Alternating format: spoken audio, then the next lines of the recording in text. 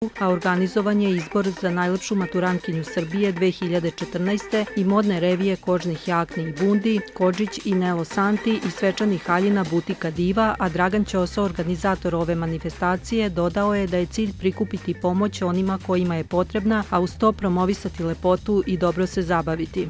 Jeste već organizovali ovakve manifestacije ili je ovo prvi put što se tiče humanitarnog rada? Ovo je prvi put.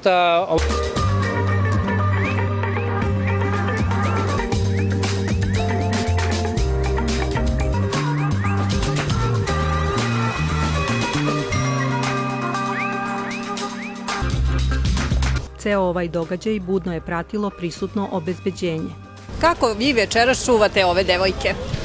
Veoma pažljivo i visoko profesionalno. Pošto je u pitanju izbor za mis i puno je lepih devojaka, morali smo da mislimo na sve, i na zvane i na nezvane goste, tako da su ovde večeras prisutni profesionalci Srpske asocijacije telohranitelja koji će brinuti o bezbednosti devojaka i sami gosti. Je li bilo nekad problema kada su devojke u pitanju? Kada su devojke u pitanju ume da bude problema, ali inače u našem poslu trudimo se da ništa ne prepuštamo slučaju.